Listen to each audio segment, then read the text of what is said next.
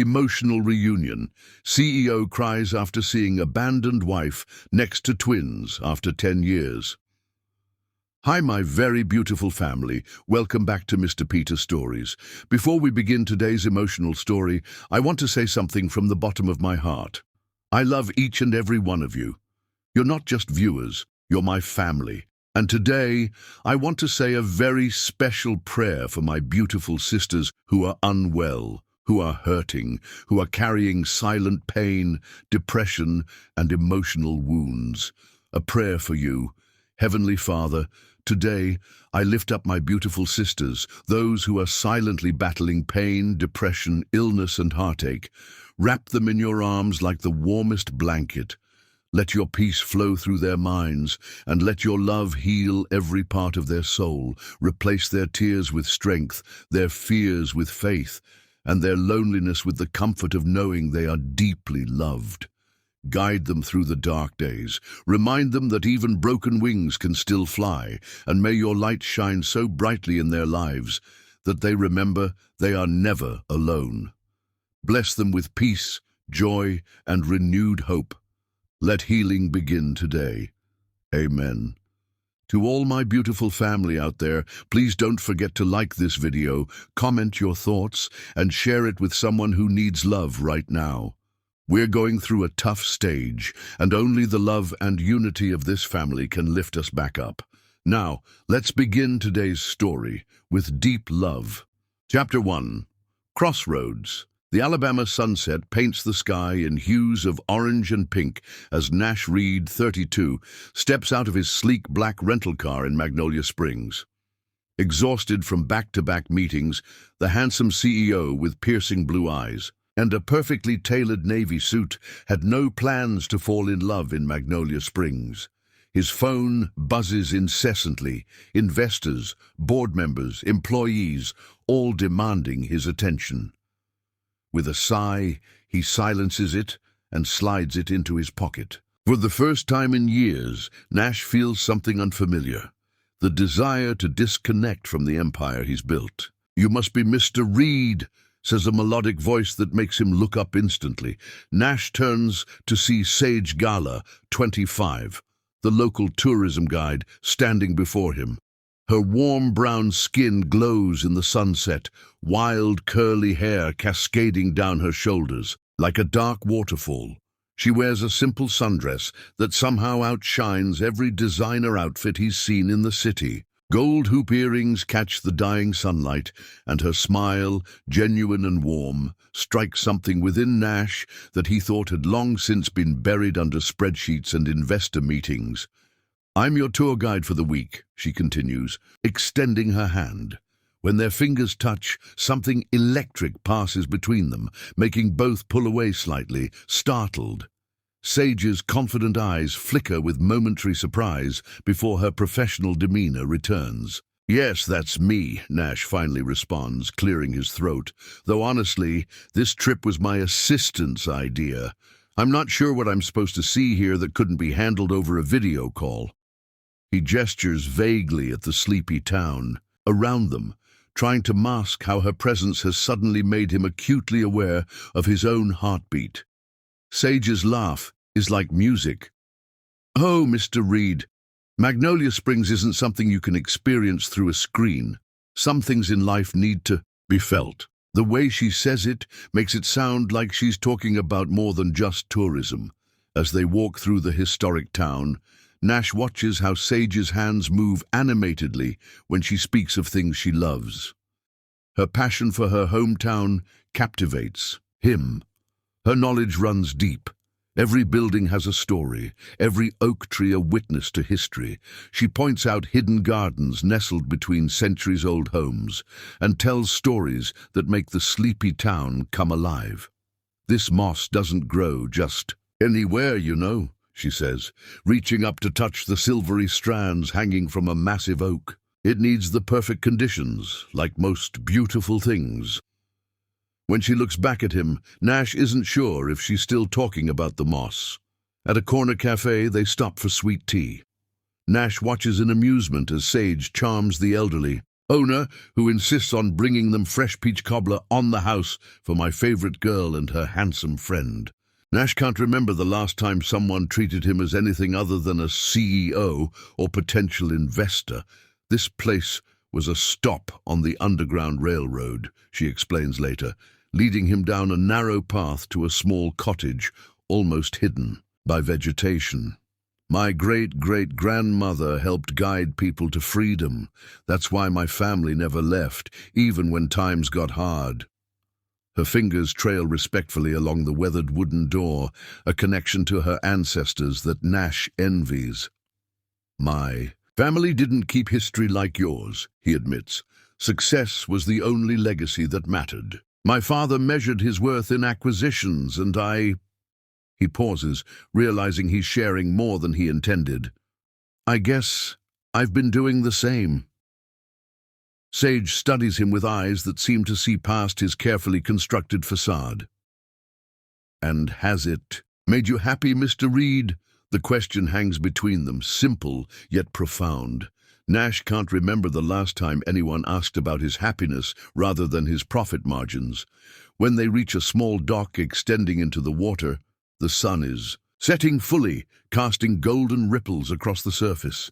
Sage kicks off her sandals and sits at the edge, feet dangling. After a moment's hesitation, Nash joins her, carefully setting his Italian leather shoes beside him and rolling up his pants slightly to avoid the water.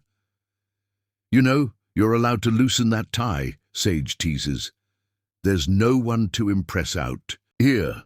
Her shoulder brushes against his, casual yet intimate. Nash smiles, a real smile, not the practiced one he uses for business partners, and removes his tie. The simple act feels rebellious somehow.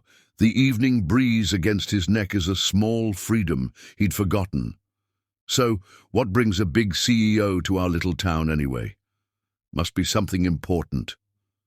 Sage skims her toes across the water's surface, creating tiny ripples. Agricultural technology investment. There's a farm using innovative irrigation systems that my company might fund. Even as he says it, Nash realizes how dry and corporate it sounds. But honestly, I could have sent someone else. I think I just needed space. The admission surprises him. That evening, Nash cancels his flight back. I think I need more time to explore the area, he tells his assistant over the phone, his eyes never leaving Sage as she waits by the water. His assistant sounds surprised. Nash Reed has never extended a business trip before. Everything okay, boss? Comes the concerned voice. Better than okay, Nash responds, watching as Sage twirls in a spontaneous dance to music only she can hear, her dress flaring around her knees. I'll check in tomorrow. Under moonlight, they walk back to town, and Nash finds himself sharing things he's never told anyone. How lonely success can be, how the higher he climbs, the emptier it feels, how his childhood home was filled with ambition but little warmth. Sage listens without judgment, then speaks of her own dreams, wanting to see beyond Magnolia Springs without losing her connection to it. It's like being pulled in two directions, she says softly, wanting to fly but loving your nest too much to leave it empty. She picks up a fallen magnolia blossom, twirling it between her fingers. My mama says I have wanderlust trapped in a homemaker's heart. When rain suddenly begins to fall, they run laughing to a nearby gazebo. Soaked and breathless, they stand facing each other as lightning illuminates the sky. Nash reaches out, hesitantly at first, then with gentle certainty brushes a wet strand of hair from Sage's face, his hand lingering on her cheek. Her skin is warm despite the cool rain. I was supposed to be here for one day, he whispers, his voice barely audible above the rainfall. And now, Sage asks, her eyes reflecting the storm around them, droplets clinging to her long lashes like diamonds. Now I'm wondering if I've been in the wrong place my whole life. The words come from somewhere deep inside him, a truth he didn't know. He carried. Their first kiss is inevitable, as thunder rumbles in the distance. gentle at first, then passionate as though they've both been starving for something they didn't know existed until this moment. Nash's hands frame her face, while Sage's fingers curl into the damp fabric of his shirt, pulling him closer. In that ancient gazebo, with rain creating a curtain around them, Nash Reed, who had planned every minute of his life since he was 16, experiences something entirely unplanned. And Sage Gala, who had never intended to leave her beloved hometown, feels the first stirring of a journey she never expected to take. "Stay," she whispers against his lips. "Just a little longer." And for the first time in his career, Nash Reed decides that business can wait. Neither knows it yet, but this crossroads will change everything. Chapter 2. Swift currents, spring blossoms across Magnolia Springs, Alabama, as Nash's business trip extends from days into weeks, weeks into months. The town's residents have grown accustomed to seeing the city man in their midst, his expensive suits gradually replaced by casual button-downs, his hurried stride slowing to match the languid pace of southern living. At Sage's favorite cafe, they've even named a table in the corner as theirs, the elderly owner, Miss Tilly, keeping it reserved for their daily breakfast. "Your office called again?" Sage mentions one morning, pouring thick honey into her tea.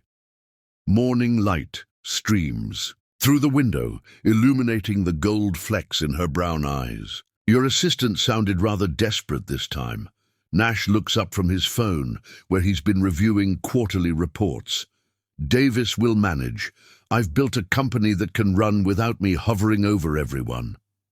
He reaches across the checkered tablecloth for her hand. "That's the mark of good leadership, right? Creating something that doesn't fall apart in your absence." Sage tilts her head, studying him.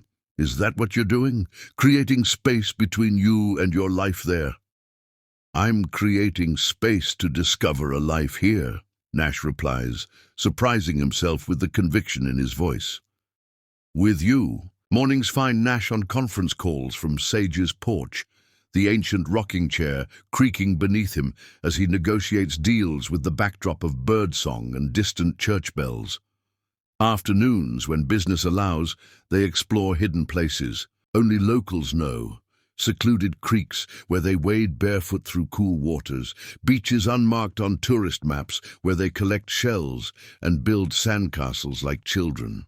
"My board thinks I've lost my mind," Nash laughs one evening, wrapping his arms around Sage from behind as they watch fireflies dance above the tall grasses near the lake. The sunset reflects off the water, turning everything golden. Davis told, "Me they're taking bets on when I'll come to my senses and return to civilization." "And when will you?" Sage asks, her voice carrying a hint of fear she tries to mask. She turns in his embrace, searching his face. "Return to civilization." Nash cups her face between his palms. In just months, this woman has awakened parts of himself he thought long dead. The ability to find wonder in simple things, to laugh without restraint, to feel something beyond ambition. "I think maybe I've found the most civilized place on earth," he says softly, "where people know their neighbors, where history matters, where success is measured in moments rather than millions." He presses his forehead to hers. "Where I found you." That night, under a blanket of stars by the water where they first connected, Nash kneels before Sage.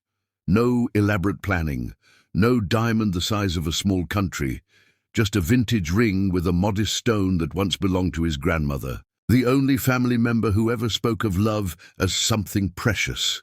"Have I lost my mind?" he asks, voice trembling slightly. "Or have I found it?" Sage's eyes fill with tears that catch the moonlight. "Which answer gets me the ring?" she whispers, half laughing, half crying. "Marry me, Sage. Be my reality check when I work too hard. Be my adventure when life grows stale. Let me be your home when wanderlust calls, and your companion when you answer." His voice breaks with emotion. "I never believed in fate until I met you." Yes, she breathes, pulling him to his feet and into her arms. 1,000 times yes. Their wedding is planned in 3 weeks, a simple but magical affair. No corporate contacts or business associates, just the townspeople who've embraced Nash. And Sage's family, who eye the city man with cautious approval. Nash's parents send their regrets, a generous check, and promises to visit when things slow down. Their absence is a familiar ache Nash has long since learned to live with. The ceremony takes place by the water at sunset. Sage wears a flowing white dress with wildflowers in her hair, no veil to separate her from the man she loves. Her mother weeps in the front row, a mixture of joy and worry for her daughter marrying a man from a different world. Nash stands waiting, more nervous than before any business presentation, watching as Sage walks toward him on her father's arm. Nash's eyes glisten when he says his vows. "You're the home I never knew I was searching for. Before you, I had achievements but no joy. You've taught me that success without someone to share it with is just shiny emptiness." His voice carries across the water, sincere and unwavering. "I promise to balance ambition with presence, to never let what I'm building matter more than who I'm building it with." As they exchange rings under an arch of local blooms, Miss Tilly whispers to her husband, "That city boy's gone and found his soul down here." Around them, the townspeople nod in agreement. The reception is a true southern celebration. Tables, laden with home-cooked specialties, mason jars of sweet tea and lemonade, fairy lights strung between ancient oak trees. A local band plays, and Nash surprises everyone, most of all Sage, by leading her in a perfect waltz. "When did you learn to dance like this?" she asks, breathless as he twirls her. "I may have taken a few lessons in town while you were planning." "The flowers," he admits, pulling her close. "I wanted at least one moment today to feel like the fairy tale you deserve."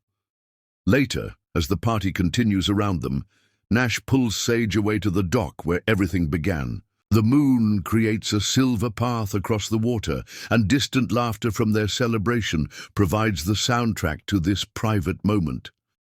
"Are you ready for this?" Sage asks, suddenly serious. "For a life split between here and your world. It won't always be as perfect as today." Nash takes both her hands in his. "My world is wherever you are now. The rest is just geography." He kisses her softly. "I was dying in that corner office, Sage. All that success and not a single person who saw past my balance sheet." He tucks a flower that's come loose back into her hair. "You saw me, the real me. That's worth more than every deal I've ever closed." As they dance alone on the dock, Nash whispers in her ear about the future he sees. Summers in Magnolia Springs, a home filled with laughter, children with her curls and his eyes, a life balance between his ambition and her rootedness. "I can work from anywhere," he insists. "Technology makes distances meaningless. We'll have the best of both worlds." Sage nods against his shoulder, wanting desperately to believe him, to believe in the fairy tale they've created in these magical months. But a small voice whispers caution. His world of skyscrapers and board meetings feels galaxies away from her beloved hometown. She pushes the doubt aside. Tonight is for dreams, not fears. The next morning they leave for a honeymoon in the Caribbean, Nash's first real vacation in a decade. On the plane, as Sage sleeps against his shoulder, Nash stares out the window at the receding coastline. For the first time in his life, he's made a decision based entirely on his heart, rather than his head. It terrifies and exhilarates him in equal measure. "We'll make it work," he whispers to himself, a promise and a prayer. This is just the beginning. What Nash doesn't yet understand is that beginnings, no matter how perfect, carry no guarantees about what follows. The swift current of their romance has carried them here, but ahead lie rapids neither can yet see. Chapter 3. The Divide. The seasons change. leaves falling and blooming again as Nash and Sage Reed settle into married life. Their compromise, a renovated historic home in Magnolia Springs, Alabama, and a sleek apartment in the city, seems perfect at first. Nash works remotely when possible, flying back for crucial meetings. Sage transforms their city apartment with touches of Southern charm. Mason jars of wildflowers, handmade quilts, photographs of moss-draped oaks. Bringing a little bit of home wherever we go, she explains, hanging a painting by a local Magnolia Springs artist in their city dining room. Nash kisses her temple, grateful for how she bridges his two worlds. 6 months into marriage, however, storm clouds gather on their horizon. Nash's technology company, Reed Technologies, faces an aggressive acquisition attempt from a larger conglomerate known for dismantling purchased businesses and selling off the parts. The threat sends Nash into crisis mode, his days consumed with defensive strategies, his nights filled with anxiety-driven planning. It's just temporary, he promises Sage over yet another video call, his tie loosened, dark circles beneath his eyes. Once we secure our position, things will calm down. Sage nods, trying to hide her disappointment. It's been 3 weeks since she's seen her husband in person, their anniversary dinner cancelled when an emergency board meeting was called. I understand, she says, though a growing part of her doesn't. In their Magnolia Springs home, Sage wakes, each morning to an empty bed, Nash's side cold and untouched. The FaceTime calls grow shorter, Nash's attention divided between her and the documents always spread before him. When they do talk, it's increasingly about his work, hostile takeover language, stock percentages, investor concerns, terms that sound like a foreign language to Sage. I miss you, she says simply one night, cutting through his explanation of why he needs to extend his stay in the city yet again. Nash pauses, guilt flashing across his features. I miss you too, sweetheart, more than you know. He runs a hand through his disheveled hair. This isn't just about the company. There are hundreds of jobs at stake, people who've believed in my vision from the beginning. I believe in your vision too, Sage reminds him gently. But I also believe in us. The divide deepens as autumn fades to winter. Nash misses Thanksgiving with Sage's family, arriving just as everyone is leaving, looking exhausted and hollow. He brings expensive gifts for everyone, apologies wrapped in designer packages, but Sage would trade them all for his undivided attention for even an hour. You've lost weight, she observes that night, her fingers tracing the new sharpness of his cheekbones as they lie in bed. Have I? Nash seems genuinely surprised, as though he hasn't looked in a mirror in weeks. Perhaps he hasn't. The board approved our counter-strategy today, he offers, instead of addressing her concern. We're fighting back, Sage. We might just win this. But at what cost? Sage wonders silently, watching as Nash falls into exhausted sleep mid-sentence. She traces the worry lines that have appeared on his forehead, wondering when exactly her vibrant, passionate husband began to fade into this shadow driven by corporate warfare. What Sage doesn't know, what Nash has carefully hidden from her, are the threatening messages he's received. Anonymous emails promising personal ruin if he doesn't step aside. Veiled threats suggesting the attackers know where he lives, where his wife spends her days. Nash has hired private security to watch their homes, to monitor Sage's movements from a discreet distance. He's determined to protect her from this ugliness, to shield her from the cutthroat world he inhabits. December brings unexpected news. Sage has been feeling unwell for weeks, fatigue, nausea, dizziness. At first, she attributes it to stress, to missing Nash, to worry about their increasingly strained relationship. But when she nearly faints, while decorating their Christmas tree alone, she finally visits Dr. Eleanor, who has been the town's physician for 30 years. Congratulations, Mrs. Reed, Dr. Eleanor says with a warm smile after the examination. "You're pregnant, about 8 weeks along, I'd estimate." The world stops spinning for a moment as Sage processes the news. A baby. Their baby. Created during Nash's brief visit home between crisis meetings.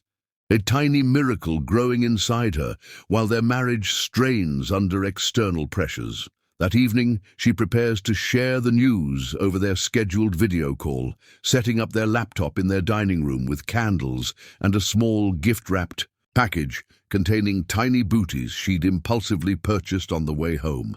But the call never comes. Instead, Nash's assistant phones to explain he's been pulled into an emergency negotiation that might last through the night. "He wanted me to tell you not to wait up," the assistant says, genuine sympathy in her voice. "He'll try to call in the morning." Sage blows out the candles, tears sliding silently down her cheeks. She places a protective hand over her still flat stomach. "Looks like it's just us tonight, little one," she whispers. The next morning brings no call from Nash, but Sage's phone buzzes with a news alert. Reed Technologies faces hostile board revolt amid takeover attempt. The accompanying photo shows Nash leaving corporate headquarters, his face grim, surrounded by security and lawyers. He looks like a stranger to her, this man in the immaculate suit with the hardened expression. When Nash finally calls 3 days later, Sage decides to hold back her news. His voice is strained, his attention clearly divided as she hears papers shuffling in the background. "It's gotten worse," he admits. "The board is splitting.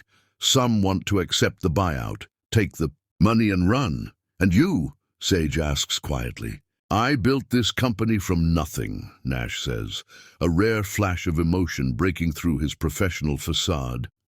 "It's not just about money.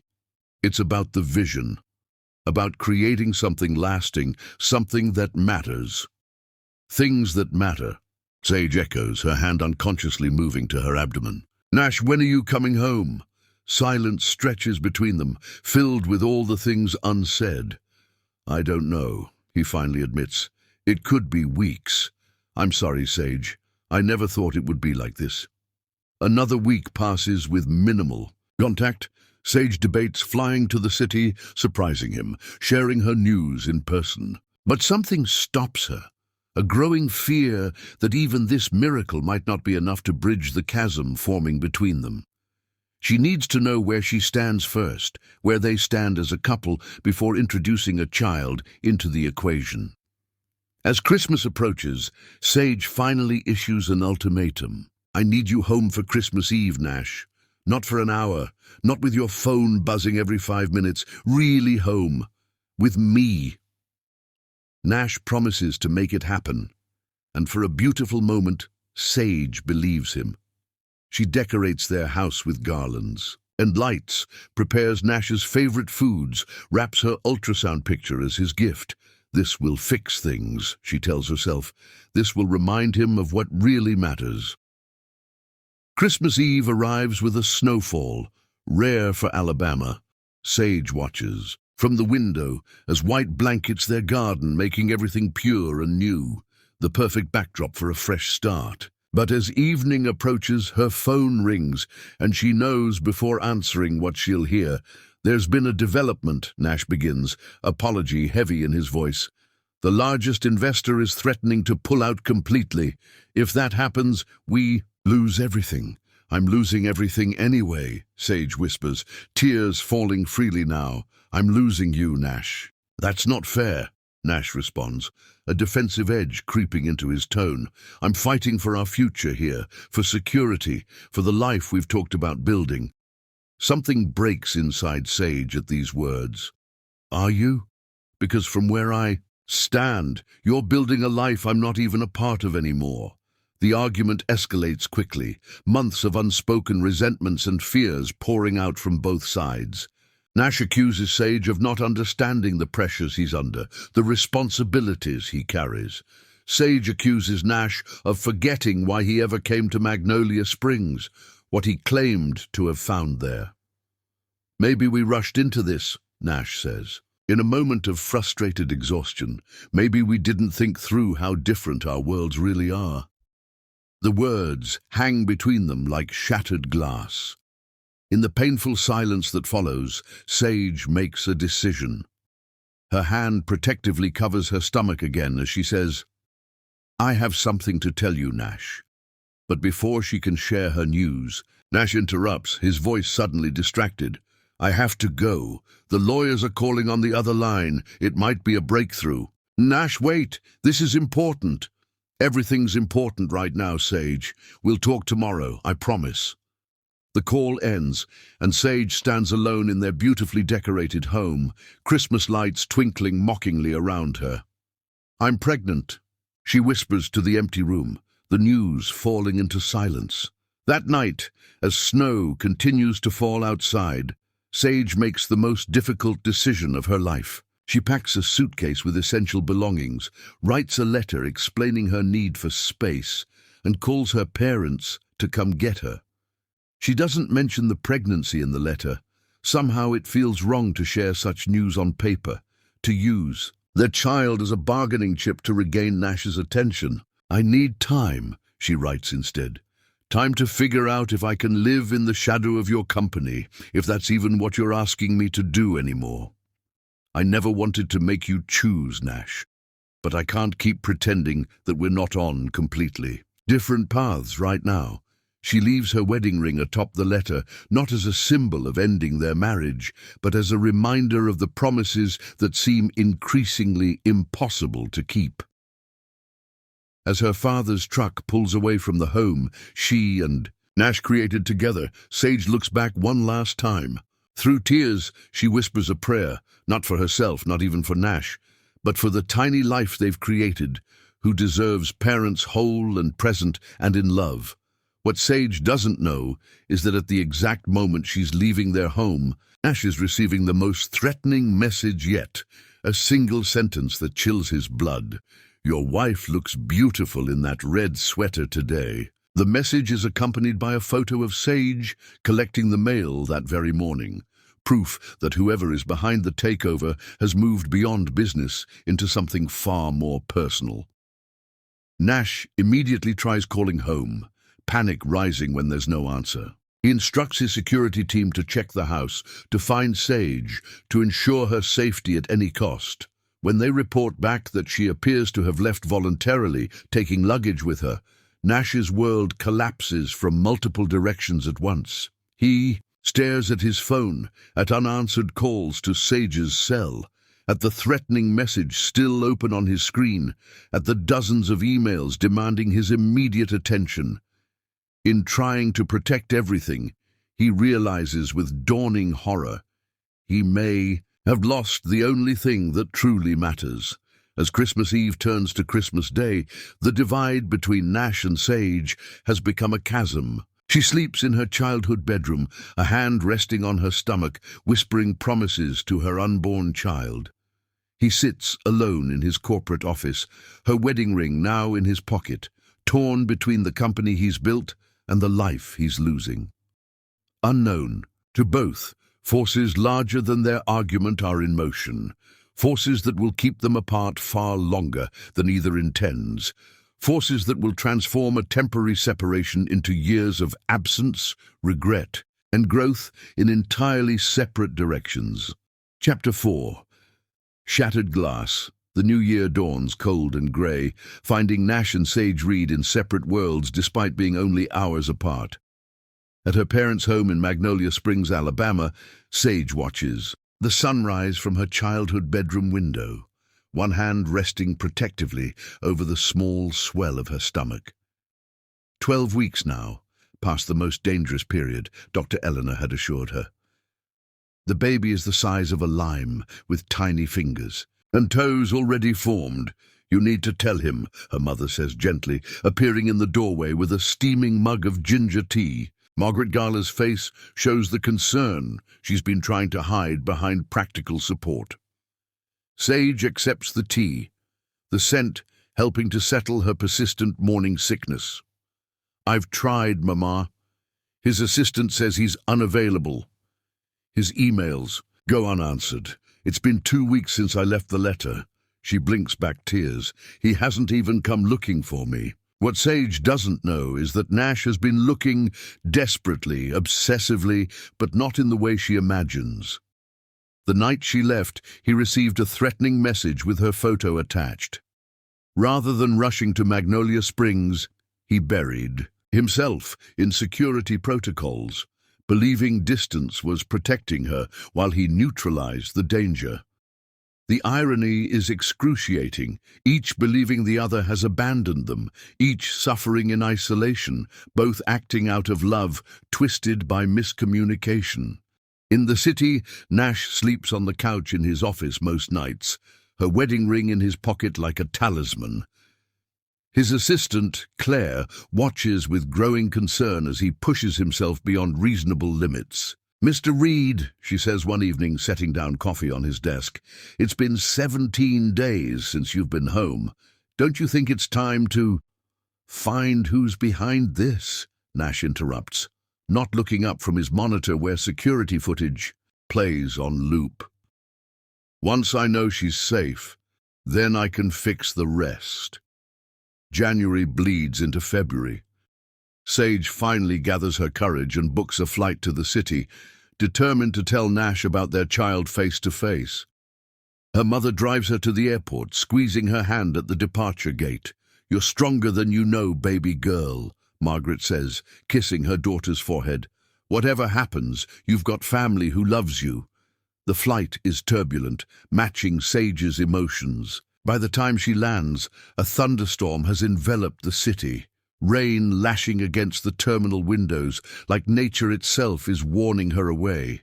Their apartment feels like a museum of a former life, everything in its place but devoid of life or warmth. Sage runs her fingers over Nash's belongings, needing to connect with some part of him. After unpacking her overnight bag, Sage calls Nash's office. Claire answers, her surprise audible. "Mrs. Reed! He's in meetings all afternoon. Critical negotiations." "Claire," Sage says, summoning calm she doesn't feel, "I need to see my husband today. It's important. Medically important," she adds.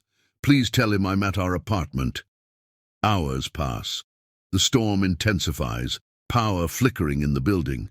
By evening, determination has given way to hurt, then anger.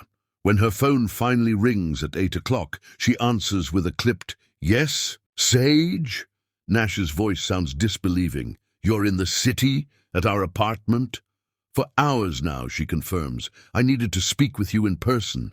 "You shouldn't be there," he says, something in his tone raising goosebumps on her arms. "I can be there in 30 minutes. True to his word, Nash arrives exactly 30 minutes later.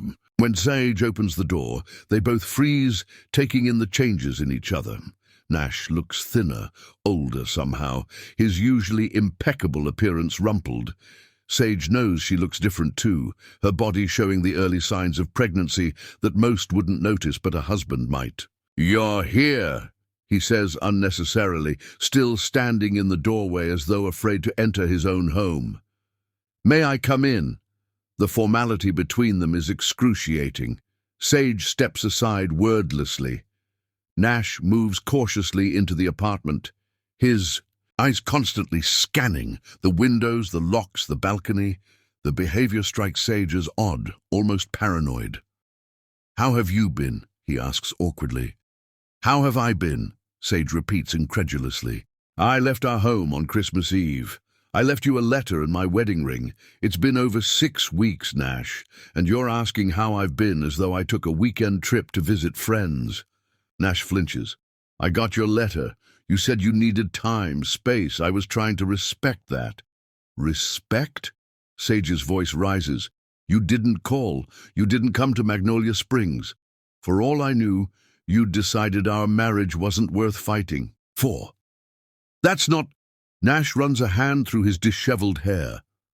"Sage, you have no idea what's been happening. The situation got complicated, dangerous. More important than us?" The question hangs between them, the heart of their divide exposed. Nash's expression darkens. "It's because of us, because of you, that I've been—" He stops, then crosses to his briefcase and withdraws a file. "This is what I'm talking about." He spreads photographs on the coffee table. Sage collecting mail, Sage shopping in town, Sage at her parents', all taken with telephoto lenses, all accompanied by threatening messages. "These started coming right before Christmas," Nash explains, his voice tight. "At first, I thought it was just business intimidation, but then they started mentioning you, including pictures." His hands shake. "I've been trying to find who's behind it, trying to keep you safe." Sage stares at the photos, ice forming in her veins. "And you didn't think to tell me, to warn me." Her protective instincts for their unborn child intensify with each threatening image. "I was protecting you," Nash insists. "I didn't want you living in fear, and after you left, your letter said you needed space from me, from my world." The realization of their mutual misunderstanding crashes over Sage. All this time, she thought he'd chosen his company over their marriage, when he believed he was protecting her from dangers his success had created. "Nash," she says softly, moving to the couch. "We can't keep doing this, making decisions for each other without talking. We're supposed to be partners." "I know." He sits beside her. "I've handled this all wrong. I was terrified of losing you, and in trying to protect you, I pushed you away instead." The storm outside intensifies. The lights flicker, then plunge the apartment into darkness. Nash rises to find candles, soon casting a warm glow that softens the harsh edges of their confrontation. "Nash," Sage begins, her hand moving to her stomach. "There's something I need to tell you. The real reason I came today." Nash stills. Candlelight flickering across his features. Are you leaving me for good?" "No," she says softly. "I'm telling you we're having a baby." Time suspends between them. Nash's expression transforms. Shock, disbelief, wonder flashing across his face. "A baby," he whispers. "You're pregnant." Sage nods, tears filling her eyes. "Almost 4 months now. I tried to tell you on Christmas Eve, but..." She doesn't finish, because Nash is suddenly kneeling before her, his hands hovering uncertainly near her stomach, asking permission with his eyes. When she nods, he places his palms gently against the small swell beneath her sweatshirt. "A baby," he repeats, awe replacing every other emotion. "Our baby." Tears stream down his face. "I never even suspected. I wanted to tell you in person. Whatever's happened between us, this child deserves both parents in their life." Nash looks up vulnerably. "Is that all this can be? Co-parenting? Or is there any chance for us to fix what I've broken?" Before Sage can answer, Nash's phone rings, the harsh sound shattering the moment. He checks the screen. "It's security," he explains. "I need to..." "Take it," Sage says, the old frustration resurfacing. "Some things never change," Nash answers, his expression shifting from annoyance to alarm. "Are you certain?" "Yes. She's with me. We'll leave immediately." He disconnects, already moving toward their bedroom. "What's happening?" Sage asks, rising to follow him. "They've identified who's behind the threats," Nash explains, pulling out a suitcase. "And they've breached our security here. We need to leave now." Who's behind it, and leave to go where? "Victor Mercer, my former partner at Reed Technologies, the one I bought out years ago after discovering his embezzlement. He's been working with our competitors." He takes her hands. "He knows you're here. We have a safe house. Security will meet us there while police handle Mercer." "This is insane," Sage whispers. "Your business partner is threatening me? Us? Our baby?" "Former partner," Nash corrects grimly. "I exposed his embezzlement. He lost everything. Now he wants revenge." He zips the suitcase. "I am so sorry for bringing this into our lives." As they prepare to leave, Nash pulls her wedding ring from his pocket. "I've carried this every day since Christmas, hoping I'd have the chance to give it back to you." Sage looks at the ring, then at his face. Earnest, afraid, loving. I never stopped loving you, Nash. That's why all of this hurts so much. I never deserved you, he whispers. But I swear, if you give me another chance, I will put our family first, before everything. A sharp knock interrupts them. Nash's security team. Sage takes her ring, slides it back onto her finger. Our child deserves to see us try. Relief floods Nash's features as they're escorted to the elevator. In the underground garage, Nash suddenly senses something wrong. Stay behind me, he whispers to Sage. Slow clapping echoes through the concrete structure. Victor Mercer steps from behind a pillar, flanked by armed men in security uniforms. Touching reunion, he says coldly. The prodigal wife returns, just in time for the fall of the House of Reed. Nash pushes Sage behind him. This is between us, Victor. On the contrary, Mercer smiles menacingly. You took everything I valued. Only fair I return the favor.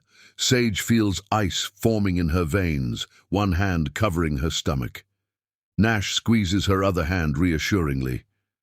What do you want? Nash asks, playing for time. I want you to feel what I felt, complete loss. Mercer gestures to his men. Take the wife. Chaos erupts. Nash lunges at Mercer as weapons are drawn. Gunfire fills the garage, the sound deafening. Nash turns to Sage, desperation in his eyes. Run! The service exit! Go! Terrified, Sage hesitates. Nash physically pushes her toward the exit. I'll find you! I promise! Heart pounding, Sage flees. Through the service door into the stormy night, the sounds of continued gunfire behind her. A black SUV screeches to a halt nearby. Claire behind the wheel. Mrs. Reed, get in, quickly. As they speed away, Sage stares back at the building, her hand on her stomach. Please, she whispers, a prayer for Nash's life. Please. What follows are days of hiding, of fear and uncertainty. When news finally reaches Sage at a remote safe house, it shatters what remains of her world. Nash is missing, presumed dead in the garage confrontation. Mercer too is gone, vanished, with offshore accounts and falsified documents showing Nash had authorized everything. Devastated beyond words, nursing both heartbreak and the life growing inside her, Sage makes the most difficult decision of her life. She returns to Magnolia Springs, sells her family property, and disappears into a new identity, far from the dangerous world that took her husband and threatened her child. As weeks become months and no word of Nash emerges, Sage accepts the unthinkable. She must raise their child alone, always looking over her shoulder, never knowing if the danger that shattered their life together might one day return. Chapter 5. Separate Worlds. 10 years pass like seasons changing, relentless, transformative, unstoppable. The world Nash and Sage briefly shared has fractured into entirely separate realities, connected only by the invisible thread of what might have been. In a sleek penthouse office overlooking the city skyline, Nash Reed stands at the floor-to-ceiling. Windows, as empire builder's posture belied by the shadows in his eyes. At 42, he cuts an imposing figure, success etched into every line of his tailored suit, every deliberate movement. The business press calls him the Phoenix, the man who rebuilt from ashes after surviving an attempt on his life. After losing everything that mattered, they don't know about the nightmares that still wake him, the phantom pain from long-healed bullet wounds, the private investigators he still employs in a search most consider futile. The world sees Reed Technologies' meteoric rise to global dominance, revolutionary software, cutting-edge security systems, humanitarian initiatives in developing nations. They don't see the hollow center of the man who created it all. Mr. Reed, his assistant's voice comes through the intercom. Your car is waiting. The Forbes interview is in 30 minutes. Nash straightens his tie, the practiced mask of confidence sliding into place. Thank you, Diana. A decade of rebuilding, of searching. has taught him to function perfectly on the outside, while grief and determination wage constant war within. 600 miles away, in a sunlit office surrounded by fields of organic crops, Sage Gala reviews quarterly projections for Southern Roots, the agricultural empire she's built from nothing but determination and her grandmother's small plot of land. At 35, she radiates a hard-won confidence, her natural beauty now accented by the quiet authority of a woman who has overcome devastating loss to create something meaningful. "Mom!" Twin boys burst into her office, identical faces alight, with excitement. "Coach says we made the tournament team, both of us." At 10 years old, Ethan and Elijah Gala are bundles of energy. Ethan slightly taller, more serious like his father. Elijah quick to laugh, creative like his mother. Sage's face transforms at the sight of her sons, professional reserve melting into pure joy. "That's amazing! I told you all that practice would pay off." She opens her arms, and they rush into her embrace, still young enough to accept their mother's affection without embarrassment. What the boys don't fully understand, can't possibly comprehend, is that they are their mother's miracle, her salvation, her reason for rebuilding when her world shattered. In the aftermath of Nash's presumed death, pregnant and terrified, Sage had retreated to Magnolia Springs, only to find even that sanctuary compromised. Victor Mercer's reach proved extensive. Threatening messages followed her even there. With her parents' help and her grandmother's life savings, Sage had sold their property, changed her name back to Gala, and moved to another part of Alabama, far from familiar territory. There, she'd purchased a small, struggling farm and thrown herself into creating a future for her unborn children. Her knowledge of local agriculture, combined with a fierce determination born of necessity, transformed the modest property into a thriving business. Southern Roots began as simple organic produce, but evolved into a revolutionary approach to sustainable farming that attracted attention nationwide. Within 5 years, Sage's methods were being implemented across multiple states. Within 7, she was speaking at agricultural conferences and turning down acquisition offers from major corporations. The irony isn't lost on her that she's created precisely the kind of innovative agricultural enterprise Nash had initially come to Alabama to explore a lifetime ago. "Mom, can we have pizza to celebrate?" Elijah asks, already moving toward the door with the assumption of permission. "With extra cheese," Ethan adds more diplomatically. "Please." Sage laughs, the sound easy and natural in a way it hadn't been for years after she lost Nash. "Yes to pizza, but homework first." She checks her watch. "I have one more meeting, then we'll head home and order from Vinnie's." As the boys race out, Sage's assistant pokes her head in. "Ms. Gala, the investors from Chicago are here early, and that industry conference in Atlanta next month, they're asking if you'll keynote." Sage nods, professional focus returning. "Send them in. And yes, to Atlanta, as long as it doesn't conflict with the boys' school play." Balancing motherhood and empire building has been Sage's greatest challenge and achievement. Unlike Nash, in those early days of their marriage, she's structured her entire business around being present for her children. Board meetings scheduled around soccer practice, video conferences from home during sick days, summers spent with the boys, exploring the fields and learning the business that will someday be theirs.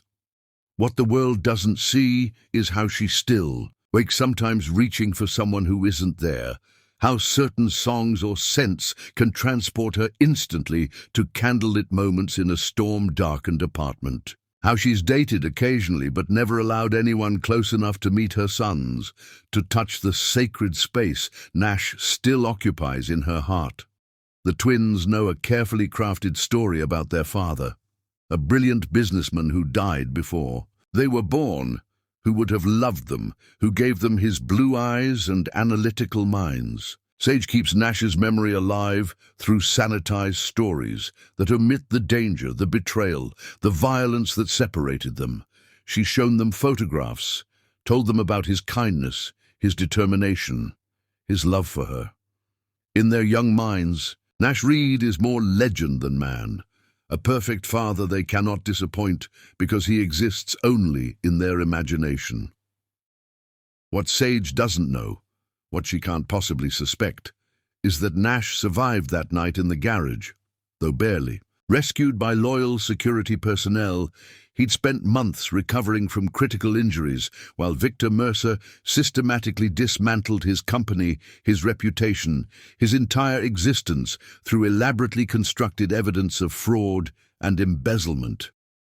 By the time Nash regained full consciousness, Sage had vanished. His frantic searches found only her parents' empty house in Magnolia Springs, sold to new owners who knew nothing about the previous occupants. Every trail went cold. Every investigator eventually suggested the same painful conclusion. Sage had chosen to disappear, perhaps believing the worst of him after Mercer's campaign to paint Nash as a criminal, rather than correct the public record. Immediately, Nash made the agonizing decision to remain dead while gathering evidence against Mercer, protecting Sage by not drawing attention to her if she was in hiding. It took years to clear his name, to rebuild his resources, to create the global security infrastructure he now uses to continue his search for the woman and child he lost. Nash never remarried, never even considered it. His life revolves around two missions: building a company secure enough to protect Sage and their child when he finds them, and the search itself, which has consumed millions of dollars and countless hours. As Nash's car glides through city traffic toward his interview, he reviews the latest report from his investigators. Another dead end, another false lead. After 10 years, most would have given up, but Nash Reed wasn't built to surrender, not in business, not in love. "Tell Johnson to double the search parameters in the southeast region," he instructs his driver, who also serves as his personal security, "and schedule a call with the team in Atlanta tomorrow morning." Across the distance that separates them, Nash and Sage prepare for another industry conference, another high-profile interview, another day of success that feels incomplete without the other to share it. Neither knows that fate, having kept them apart for a decade, is finally preparing to realign their separate worlds. In Nash's briefcase sits an invitation to the International Innovation Summit in Atlanta next month, the same conference where Sage will be delivering the keynote address. After 10 years of searching in the wrong places, Chance is about to accomplish what millions of dollars and countless investigators could not. In a penthouse office and a sunlit farm office, two people who once promised forever to each other move through their separate days, unaware that the invisible thread connecting them is about to pull taut once more. Chapter 6. Chance Encounter. The International Innovation Summit transforms Atlanta's convention center into a showcase of power and ambition. Industry leaders from across the globe navigate the exhibition spaces, drawn by promises of revolutionary partnerships and cutting-edge technologies. Among them, Nash Reed moves with practiced confidence, his security detail maintaining a discreet perimeter as he evaluates emerging technologies for Reed Technologies. "Mr. Reed," a young entrepreneur approaches, hand extended, "your keynote yesterday was inspirational. Your journey back from corporate assassination, it's legendary." Nash offers a practiced smile that doesn't reach his eyes. A decade of rebuilding has made him adept at accepting admiration without revealing the hollowness beneath. "Thank you, I'm merely persistent." He excuses himself gracefully, continuing through the exhibition hall. This conference represents more than business for Nash. Atlanta falls within the search parameters he recently expanded, another region to investigate in his endless quest, to find Sage and the child who would now be 10 years old. Between meetings, he reviews photographs from his investigative team on his secure tablet, scanning faces in crowds, searching for the woman who still owns his heart, despite 10 years of silence. Across the convention center, Sage Gala reviews her keynote speech notes in a quiet corner. Her presentation on sustainable agriculture innovations has already generated significant buzz. Southern Roots' approach to farming is revolutionizing the industry, drawing attention from environmental groups and corporate investors alike. Ms. Gala, they're ready for your microphone check. An event coordinator approaches. The main hall is filling up quickly. You've drawn quite a crowd. Sage nods, smoothing her deep green blazer. Thank you. I'll be right there. She touches the simple gold locket at her throat, a gift to herself on the twins' 5th birthday, containing a tiny photo of her sons on one side and Nash on the other. Her talisman for public speaking, a reminder of why she pushes herself beyond her natural comfort with the spotlight. The boys are back home with her parents, who relocated near Sage's new farm years ago. At nearly 10, Ethan and Elijah are increasingly curious about the father they never knew. This trip marks one of the rare occasions Sage travels without them, prompting Elijah's dramatic farewell this morning. What if you meet someone amazing and forget to come home to us? The memory brings a smile to Sage's face as she makes her way toward the main hall. How could her son know that his innocent worry echoes her deepest fear, not of finding someone new, but of somehow encountering the past she's carefully walled away? The main hall fills to capacity for Sage's presentation. From the stage, she commands attention without seeking it. Her natural warmth and authentic passion for her work, connecting with the audience immediately. Her confidence has been hard-won. Through years of building her business while raising 2 boys alone, Nash enters the main hall late, slipping into a seat at the back. He hasn't reviewed the speaker list for this segment, his attention focused on semiconductor technology presentations scheduled for later. He checks his watch, calculating how long he must stay to avoid appearing rude before his next appointment. Revolutionizing not just how we grow food, but how we think about our relationship with the land itself. The voice from the stage freezes Nash mid-motion. 10 years have passed, but he would recognize that melodic cadence anywhere. His head snaps up, eyes fixing on the woman commanding the room's attention. Sage looks different, her once wild curls tamed into a sophisticated style, her posture reflecting confidence earned through trials he can only imagine. Yet beneath these changes, she is unmistakably the woman who haunts his dreams, whose absence has shaped every decision he's made for a decade. The shock is physical, Nash's breath catching, his pulse thundering in his ears. For years he's imagined this moment, planned what he would say, how he would approach her. Now that it's happening, all strategy abandons him. She's alive, she's here, she's magnificent. As Sage concludes her presentation to enthusiastic applause, Nash remains rooted to his seat, processing implications rapid-fire. Her company name displayed on screen, Southern Roots in northern Alabama, explains why his searches never found her. The biographical details in the conference program mention nothing about children, nothing about her past. Nash makes his way toward the stage. The crowd surrounding Sage creates a natural buffer, eager attendees pressing forward with questions and business cards. Nash hangs back, suddenly uncertain. Would his appearance shock her publicly? Does he have the right to disrupt the life she's clearly built without him? Before he can decide, Sage looks up from a conversation and directly into his eyes. The recognition is immediate and visceral, her face draining of color, her hand reflexively reaching for her locket.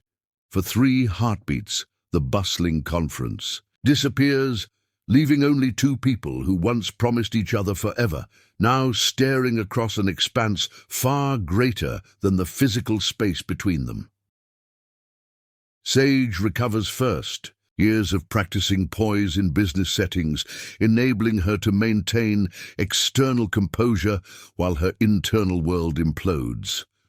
Nash Reed is alive, standing 20 feet away, looking at her with those piercing blue eyes that her sons inherited. The impossibility of it sends vertigo washing through her. She manages a polite "excuse me" to the investor she'd been speaking with and turns away, gathering her presentation materials with trembling hands before walking briskly toward a side exit. The message is clear even across 10 years of separation. She doesn't want this reunion. Outside in the corridor, Sage presses her back against the wall, fighting for composure. Impossible. She buried Nash years ago, if not physically, then in her heart for survival's sake. To see him now, successful and whole, throws her carefully constructed world into chaos. What does it mean for her sons? For the narrative she's built around their father's noble memory? Nash follows, dismissing the conference's importance against this moment. He finds her in the corridor, still visibly shaken, and stops at a respectful distance. Sage. Her name emerges rough with emotion. I've been searching for you for 10 years. She stares at him, disbelief warring with anger. Searching? You were declared dead, Nash, after the garage shooting, after Mercer destroyed your company. She can't finish. The memory's still too painful. I nearly died, Nash confirms quietly. By the time I recovered enough to search for you, you had vanished completely. Your parents, their house, everything gone. To protect my children. The words escape before Sage can censor them, her voice rising with the force of decade-old fear. Mercer's people kept coming, even after the news said you were both dead. Nash goes completely still. Children, he repeats, the singular becoming, plural registering immediately. We have more than one child? The anguish in his voice nearly breaks Sage's composure. We have twin boys, she says, her tone deliberately neutral. There'll be 10 next month. Nash staggers slightly, reaching for the wall to steady himself. 10 years, he whispers. I've missed 10 years of their lives. You were dead, Nash, Sage repeats, her voice breaking despite her best efforts. I mourned you. I built a life without you. I had to, for them. Before Nash can respond, his security detail appears at the corridor entrance, responding to his prolonged absence. Simultaneously, conference organizers approach from the opposite direction, seeking Sage for the panel discussion scheduled to follow her presentation. Ms. Gala, you're needed on stage in 5 minutes, the coordinator says, eyeing Nash suspiciously. Sage straightens, professional mask sliding back into place. I'll be right there. To Nash, she says with forced calm, I can't do this right. Now, I have obligations. So do I, Nash replies with equal restraint, though his eyes convey the storm beneath. To you, to our children. 10 years of obligations I intend to fulfill, if you'll let me. The coordinator clears her throat pointedly, and Sage begins to move toward the main hall. My hotel, she says quietly, as she passes Nash. The Westbrook. Lobby bar, 8 o'clock. We can talk. Nash watches her walk away, 1,000 questions burning unasked. For 10 years he's fantasized about finding her. Not once did those fantasies include children, their children, growing up without him, believing him dead. The evening finds them in a quiet corner of the hotel bar, the initial shock giving way to cautious conversation. Sage shares photos of their sons, Ethan with Nash's serious intensity, Elijah with his mother's expressive smile, both with their father's striking blue eyes. They're beautiful, Nash says, voice thick with emotion. What have you told them? About me. That their father was brilliant and kind, Sage replies softly, that he would have loved them if he'd had the chance to know them. I want that chance, Sage, Nash says, leaning forward intensely. They're my sons. You're my wife. Ex-wife, she corrects gently. You were declared dead, Nash. Legally, our marriage ended. They exchange abbreviated versions of their separate lives. Nash's recovery, his fight to clear his name after Mercer's sabotage, Sage's relocation and determination to build something lasting for their children. "If I'd known you were pregnant," Nash says, fist clenching on the table, "I would have moved heaven and earth to find you." As their meeting concludes, the inevitable question hangs between them. "What happens now, Sage?" She meets his gaze directly. "I need time, Nash, to process this, to figure out how to tell the boys." She takes a deep breath. "Come to Riverdale. Not tomorrow, I need time to prepare them, but next weekend." As the elevator doors close between them, Sage feels the careful walls she's built around her heart beginning to crack. Nash stands in the lobby, looking at photos of sons he never knew existed, feeling something like hope for the first time in a decade. In separate rooms that night, they contemplate the same question from opposite perspectives. After 10 years of building separate lives, is there any path forward that honors what was lost without sacrificing what's been gained? The answer lies in a small town where two boys sleep peacefully, unaware that their world is about to change forever. Chapter 7. Persistent Truth. The week following the Atlanta conference passes in a blur of emotions for both Nash and Sage.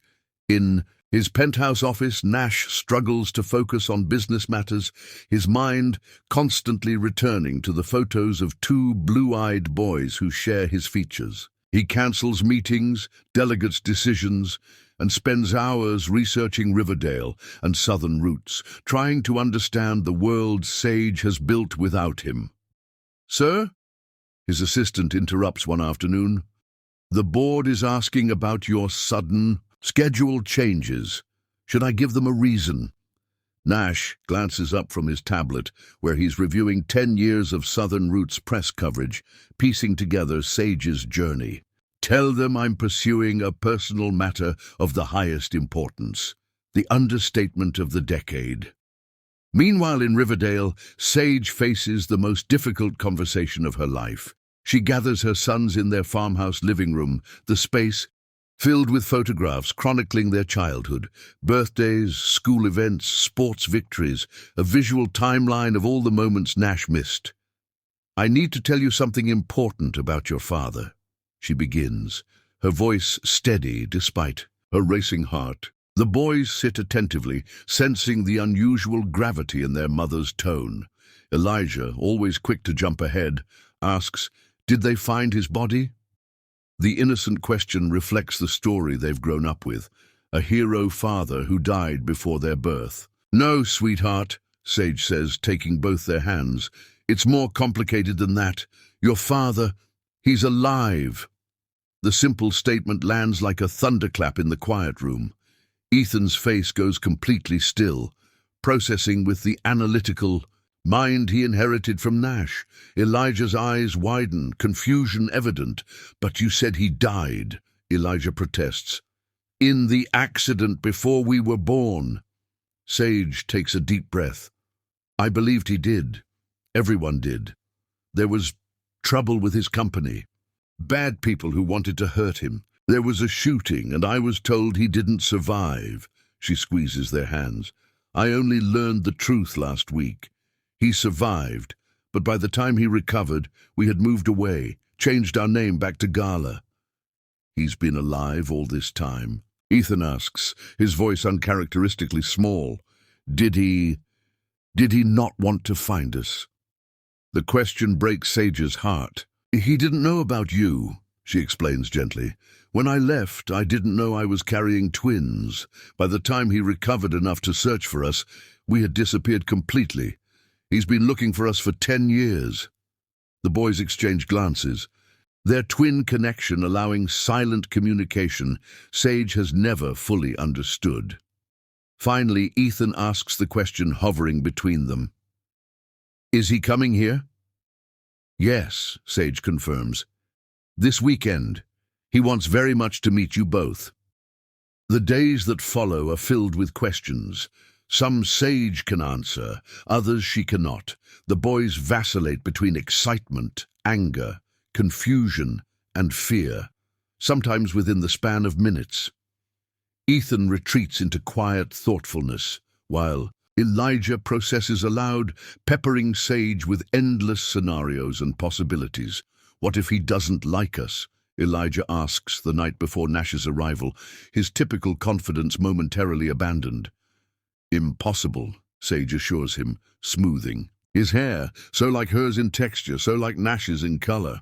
He already loves you both. He just hasn't had the chance to show you yet. When Saturday morning arrives, the farmhouse vibrates with nervous energy. The boys have changed clothes 3 times, arguing over what to wear to meet a father who exists. For them, somewhere between myth and reality, Sage finds herself equally unsettled, checking and rechecking preparations for a man who once knew her better than anyone, but is now essentially a stranger. At precisely noon, a sleek black SUV pulls up the long driveway that leads to the sprawling farmhouse. From the porch, Sage watches Nash emerge, impeccably dressed, yet visibly nervous, a bouquet in one hand, gift bags in the other. The sight of him approaching their home, her home, creates a surreal collision of past and present that momentarily steals her breath. Inside, the twins move to the window, curiosity overcoming apprehension. "He looks like the pictures," Elijah whispers to his brother, "but older." "He looks like us," Ethan corrects quietly, his analytical mind making the connection that photographs never quite captured. Nash pauses at the bottom of the porch steps, looking up at Sage with an expression that contains a decade of loss, hope, and uncertainty. "I wasn't sure what to bring," he admits, gesturing to the packages. "I've never met 10-year-old sons before." The simple honesty of his statement diffuses some of the tension. "They've never met a back-from-the-dead father before," Sage replies with a small smile. "I guess we're all navigating new territory." She leads him inside, where the boys stand side by side in the living room, a united front facing the unknown. The moment Nash sees them in person, emotion overwhelms his carefully maintained composure. These aren't just children who share some of his features. They are unmistakably his sons, with expressions and postures so familiar it's like looking at reflections of his younger self. "Hello," he manages, his voice rough with feeling. I'm your father, Nash Reed." An awkward silence follows, broken when Elijah, always the icebreaker, steps forward. "I'm Elijah, that's Ethan. He's older by 8 minutes, but acts like it's 8 years. The tension cracks slightly. Nash kneels to their eye level, setting down his gifts. "I'm very glad to meet you both. I've missed so much. I don't expect you to think of me as your father right away. That has to be earned." Ethan, still watchful, asks the question that matters most to him. "Why didn't you find us sooner?" The directness of the question, so like Nash himself, catches him off guard. He glances at Sage, who nods slightly, encouraging honesty. "I tried," Nash explains, "from the moment I was well enough to search, but your mother had done an excellent job of protecting you both by disappearing completely." "From the bad people?" Elijah asks. "Yes," Nash confirms, "the same people who tried to hurt me. They're gone now, in prison or—" He glances at Sage, measuring how much truth is appropriate. No longer a threat. Lunch follows, a carefully orchestrated meal that Sage has prepared with everyone's preferences in mind. The conversation remains cautious, with the boys studying Nash's every movement while he tries not to stare too obviously at the miraculous reality of his sons. "You built airplanes when you were our age?" Elijah asks, referring to a story Sage had shared years ago. Nash nods. "Model 1s, yes. Remote-controlled. I was obsessed with making them fly farther than the instructions said they could. Mom says I get my tinkering from you," Elijah continues, warming slightly. "I built a solar-powered fan for the greenhouse last summer." He modified the design from a science kit, Ethan adds, his first voluntary contribution. "It works better than the original." Nash's pride is immediate and visible. "That's remarkable. I'd love to see it." The afternoon unfolds with a careful tour of the property. The main house, the experimental greenhouse where Southern Roots tests new growing methods, the fields stretching toward the horizon. The boys gradually relax enough to showcase their domain, explaining their mother's business with the easy confidence of children who have grown up immersed in its operations. Mum lets us help design the water conservation systems, Ethan explains, demonstrating an irrigation setup that bears the hallmarks of Nash's own engineering mindset. They've inherited your technical thinking, Sage says quietly, hanging back while the boys show Nash their latest project. Especially Ethan. He can solve spatial problems that leave my head spinning. Nash watches his sons with wonder. They're extraordinary, Sage.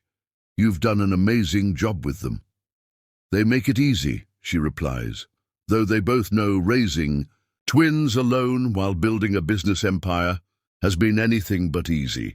As evening approaches, the inevitable moment of departure looms. Nash has deliberately booked a hotel in town rather than assuming any welcome to stay at the farmhouse.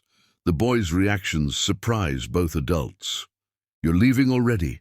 Elijah asks, disappointment evident. "But we haven't shown you the stars from the hill yet. Mom says you taught her all the constellations." "Or the treehouse," Ethan adds unexpectedly. "We built it last summer." Nash looks to Sage, unwilling to overstep boundaries she's established. "I'm staying in Riverdale for a few days," he explains carefully. "I could come back tomorrow if that's all right with your mother." Sage nods, unable to deny the connection forming between her sons and their father, despite her own complicated feelings. "Nash has a hotel room in town," she explains to the boys. "But yes, he can come back tomorrow." "Why can't he stay in the guest room?" Elijah asks with a child's directness. "Grandma and Grandpa use it when they visit." The innocent question creates an awkward moment that Nash smoothly navigates. "That's very kind, but I think it's better if I stay at the hotel for now. This is your home with your mom. I'm just getting to know you." As Nash prepares to leave, the boys hover uncertainly, neither quite ready for the physical familiarity of a hug, but clearly conflicted about the proper goodbye for a father they've just met.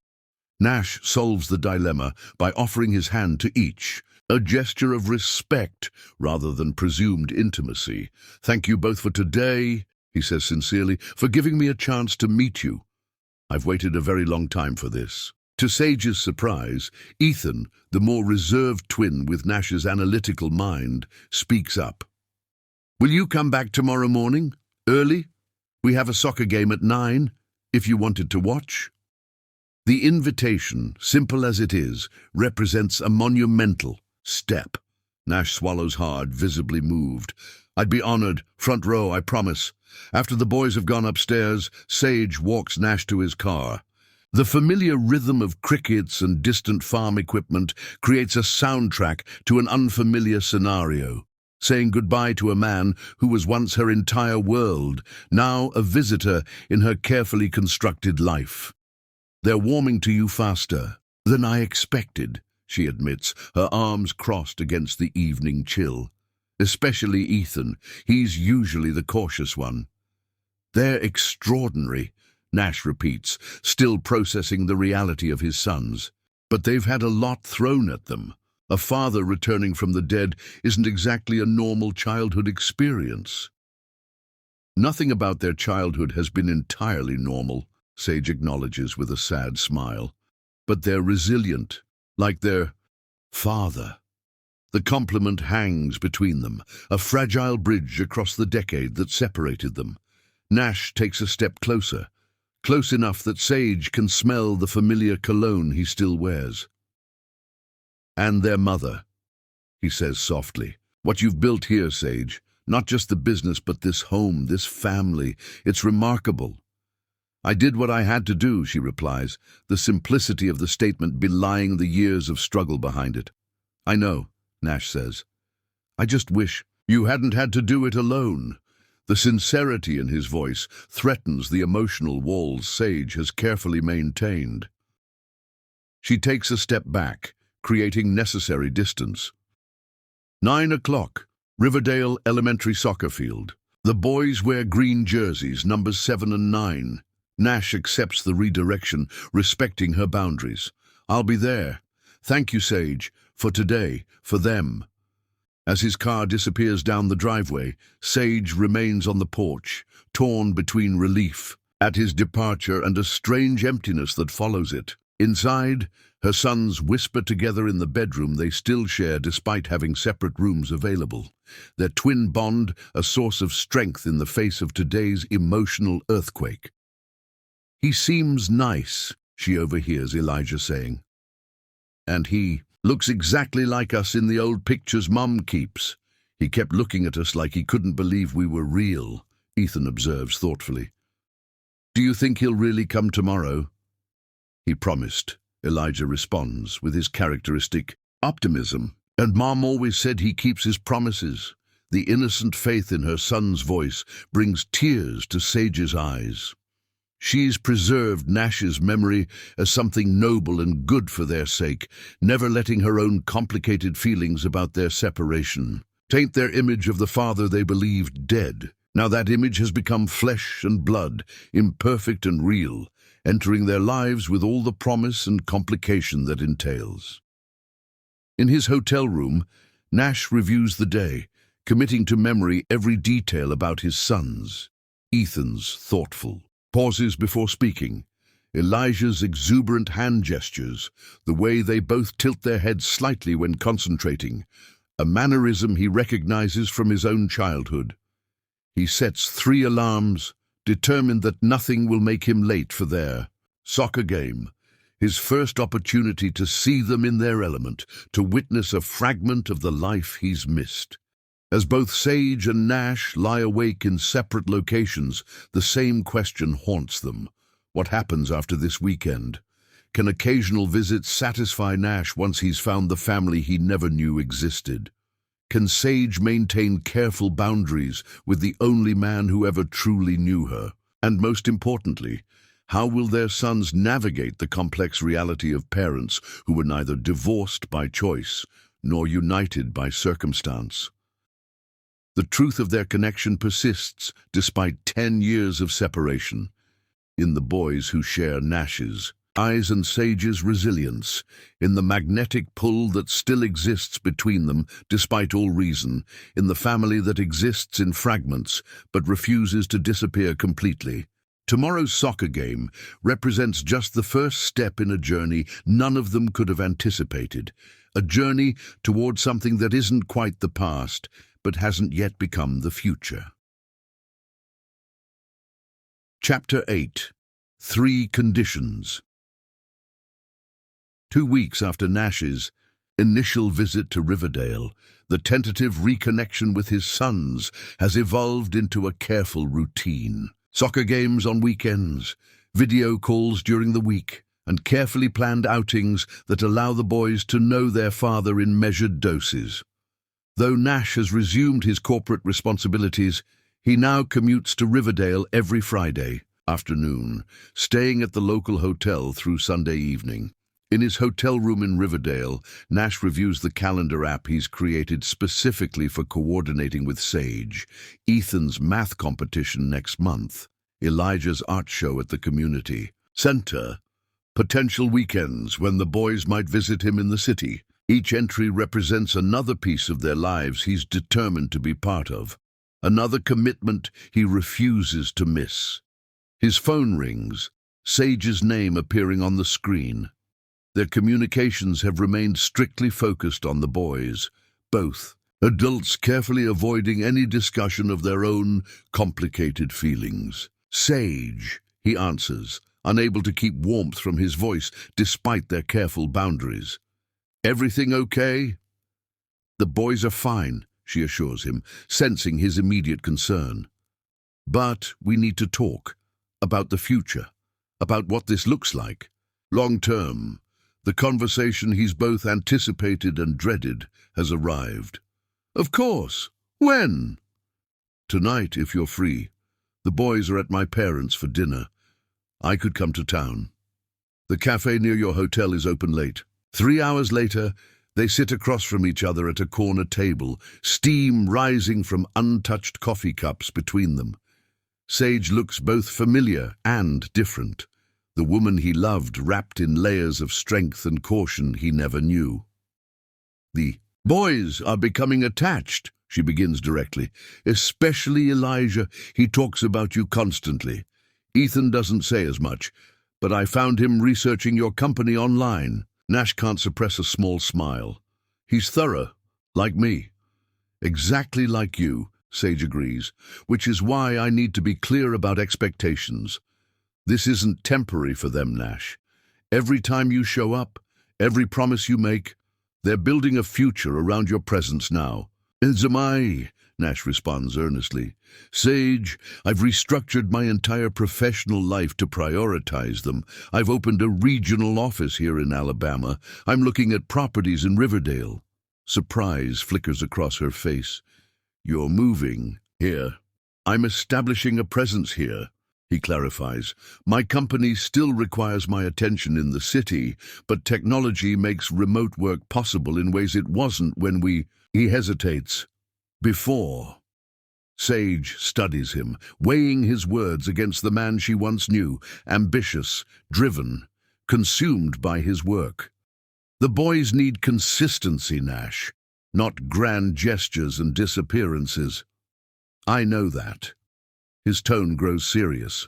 Do you think I haven't spent every moment since Atlanta considering what they need, what you all deserve from me? What we deserve, Sage repeats thoughtfully. That's actually why I wanted to talk tonight. She straightens, gathering her resolve. I have conditions, Nash, for this arrangement to continue, for you to have a formal place in their lives beyond these casual visits. Nash sits up straighter, recognizing the shift in tone. I'm listening. 3 conditions, Sage states clearly. First, legal clarity.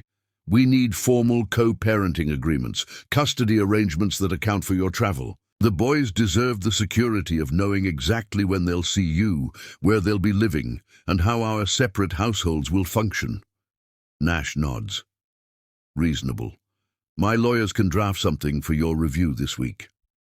Second, Sage continues, transparency with the community. Riverdale is small. People talk. The boys attend school here, have friends. We need a clear, simple explanation for your sudden appearance in our lives. Also reasonable, Nash agrees, though this one is more complicated. What do you suggest? Sage sighs. Something close to the truth. That you were presumed dead after business rivals targeted you. That neither of us knew the other survived until recently. People will gossip regardless, but I want the boys protected from speculation. Of course. Nash hesitates before asking, and the third condition? Sage meets his gaze directly. Prove it's really different this time. In the months. Before everything fell apart, your work consumed you. The twins aren't background characters in your life story, Nash. They're people with needs that don't align with quarterly reports and board meetings. The challenge in her words stings because it touches on his deepest fear, that despite his best intentions he might fail his sons as he once failed his marriage. How do I prove that to your satisfaction? Actions, not promises, Sage answers simply. Be consistently present for 6 months. No cancellations, no emergencies pulling you away. Prove that they come first, now. Nash processes her conditions, recognizing the fairness in each despite the challenge they present. And after these 6 months, if I meet your conditions, then we revisit formal custody arrangements. Consider longer visits, perhaps time in the city with you. Hope flares at this unexpected opening. You'd allow that? They're your sons, too, Sage acknowledges, a hint of the old softness breaking through her business-like demeanor. I've never wanted to keep them from you, Nash. I only need to know you won't disappear from their lives. They've lived 10 years, with a ghost for a father. A real father who vanishes would be far worse. Nash reaches across the table on impulse, his hand covering hers. I accept your conditions, all of them, and I'll exceed your expectations. Sage allows the contact briefly before withdrawing her hand. There's something else you should know. She takes a deep breath. I've been offered a position on the National Sustainable Agriculture Board. It would mean occasional travel to Washington. The implication is clear. For the first time, she's considering a commitment that would require Nash to step fully into his role as father, to be the primary parent during her absences. You should accept, he says without hesitation. You've earned that recognition, and it would be good for the boys to see both their parents pursuing meaningful work. Surprise flickers across Sage's face, followed by cautious appreciation. I haven't decided yet. Well, when you do, Nash offers carefully, know that I'm here, ready to support whatever you choose. As they part outside the cafe, Nash makes a decision. I'd like to share something with you, he says, retrieving an envelope from his jacket. My therapist suggested it might help. Sage accepts it with questioning eyes. It's the letter I wrote you 5 years ago when I finally accepted you might never be found. Nash clears his throat, emotion threatening, his composure. I wrote one every year, actually. This one, it explains best who I've become in your absence. Sage holds the envelope carefully, recognizing the significance of this offering. Thank you for respecting my conditions, she says, instead of addressing the letter. It means more than you know. Later that night, alone in her farmhouse with the boys still at their grandparents', Sage finally opens Nash's letter. His familiar handwriting fills pages with raw honesty. His grief, his regrets, his transformation through loss. The final paragraph catches her heart. If by some miracle you ever read these words, know this: losing you taught me what truly matters. Success means nothing without someone to share it. Power is empty without purpose. I rebuilt my company, not for redemption or revenge, but to create something worthy of the love I lost. Something that might have made you proud. For the first time since Nash's return, Sage allows herself to cry, not just for the years lost, but for the possibility that the man who's returned might actually be better than the one she lost. Chapter 9. Building Bridges. 4 months into Nash's reintegration into his sons' lives, the careful structure Sage established has evolved into something organic and surprisingly functional. Nash has purchased a modest home just 10 minutes from the farm, a deliberate choice that prioritizes accessibility to the boys over the luxury he could easily afford. 3 nights a week, the twins stay with their father, experiencing this new, dual household reality with the adaptability of children who haven't yet learned to resist change. On a crisp Saturday morning, Nash stands on the sidelines of Ethan's regional math competition, program clutched in hand, pride evident in his entire posture. Beside him, Elijah bounces with nervous energy on behalf of his brother. "Dad," Elijah whispers, the term still new enough to send a jolt through Nash each time he hears it. "Ethan's gonna win. He's been practicing the speed rounds all week." "I know he has," Nash replies, his hand resting naturally on his son's shoulder. The casual physical affection that once felt awkward now flows without thought, a bridge built through persistent presence rather than forced connection. From across the auditorium, Sage watches this interaction with complex emotions. The sight of Nash with their sons still creates cognitive dissonance. The man she mourned now fully integrated into daily life, creating his own relationships with the boys independent of her influence. When Ethan indeed wins first place, the unrestrained joy on Nash's face as he congratulates his son speaks volumes about his transformation. This is not the man consumed by corporate takeovers and market shares. This is a father who rearranged a global business empire to attend Saturday morning math competitions. Later that evening, after the celebration dinner Nash hosted for Ethan's victory, Sage remains behind when the boys go outside to play with. The new telescope Nash purchased, a gift that perfectly bridges Ethan's mathematical mind and Elijah's fascination with the cosmos. "You're doing well with them," she acknowledges, helping clear dishes despite Nash's protests. "Better than I expected." Nash pauses, hands submerged in soapy water. "That might be the first unqualified compliment you've given me since Atlanta." Small smile touches Sage's lips. "I'm not known for meaningless praise. You've earned it." She stacks plates methodically. Elijah asked if he could bring his art supplies over permanently, to keep here. The simple statement represents a significant milestone. Their son seeing Nash's house as an extension of home rather than a visiting space. "Is that okay with you?" Nash asks carefully. "It was my suggestion," Sage admits.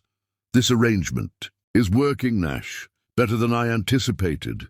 She hesitates, then adds, "Which brings me to something I need to discuss. The national board position I mentioned, you've decided to accept." Nash guesses, recognizing the thoughtful expression she wears when approaching important decisions. Sage nods. "There's a 3-day conference in Washington next month. It would be the first time I've been away overnight since they were born." The implication hangs between them. This would be Nash's first time having the boys completely alone, without Sage nearby as a safety net. "I'd be honored," he says simply. "And they'll be fine. We all will."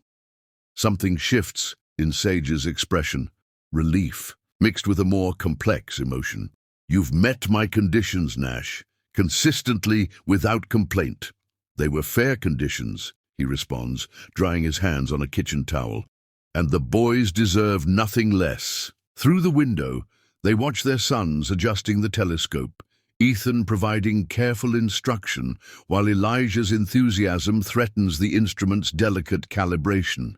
The simple domesticity of the moment belies the extraordinary journey that brought them here. "I've been thinking about the future," Sage says, her voice carefully measured. "About what happens after the 6-month mark we discussed." Nash waits, unwilling to presume or pressure.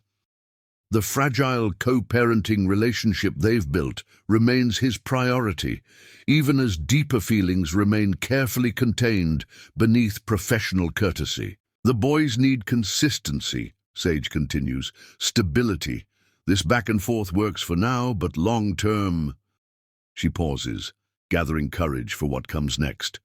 "Perhaps we should consider a more permanent arrangement." "What are you suggesting?" Nash asks, hardly daring to hope for what her words might imply. Sage meets his gaze directly. "I'm not talking about reconciliation, Nash.